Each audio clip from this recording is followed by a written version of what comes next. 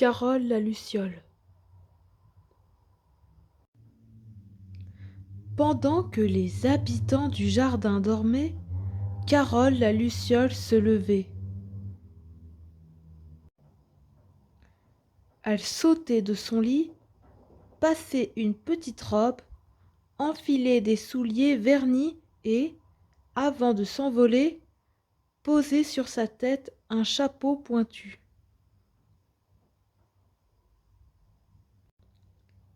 Car Carole était une sorte de fée qui aimait les pique-nuits. Vous vous demandez sûrement à quoi peut bien ressembler un pique-nuit. Eh bien, c'est exactement comme un pique-nique. Seulement, il se passe la nuit et en l'air, plutôt que sur l'herbe. Voyons voir, dit Carole à ses amis. Il nous faut une table, des chaises. Ça sera quand même plus confortable là-haut. Une nappe blanche et de la vaisselle.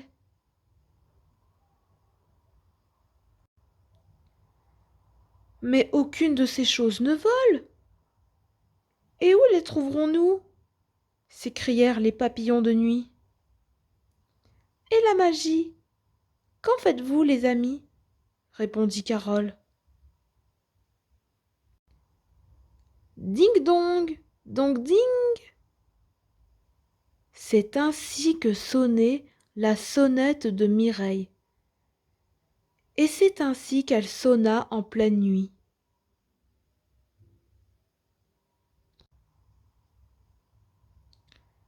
Une petite abeille à demi endormie ouvrit enfin la porte et dit en bâillant: « Quelle heure est-il ? » « Minuit, l'heure du crime, » répondit Carole en agitant sa baguette magique.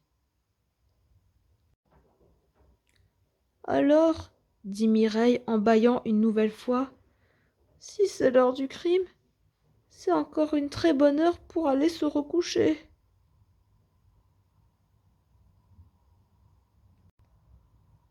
À peine venait-elle de dire cela que tout dans sa maison se mit à voler.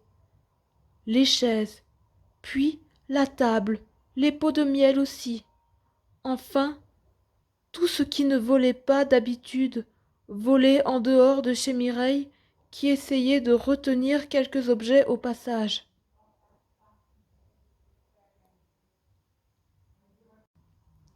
Un instant plus tard, Siméon le papillon et Léon le bourdon vinrent frapper à la porte de Mireille pour la même raison. La vaisselle envolée, la nappe blanche envolée.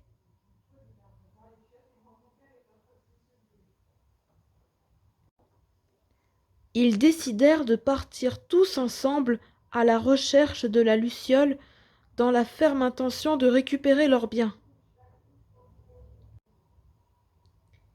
Ils firent le tour du jardin dans un sens, puis dans un autre sens, jusqu'au moment où Léon leva la tête au ciel.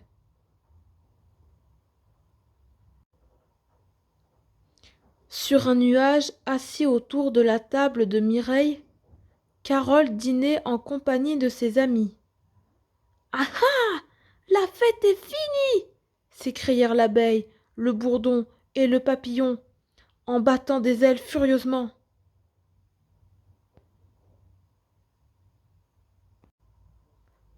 « Allons, ne soyez pas fâchés, venez plutôt vous amuser, » insista Carole. Et comme il restait quelques chaises libres, ils prirent place sans rien dire.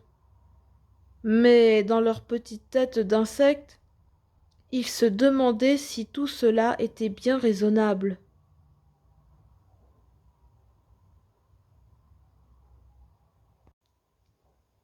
Quand nos trois compères qui s'étaient endormis à table s'éveillèrent, ils découvrirent que tous étaient partis en laissant la vaisselle sale, et ils se mirent très en colère.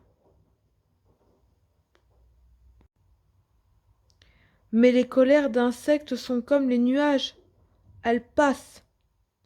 Ils allèrent donc se recoucher, pendant que la table, les chaises, les pots de miel vides retournèrent à leur place.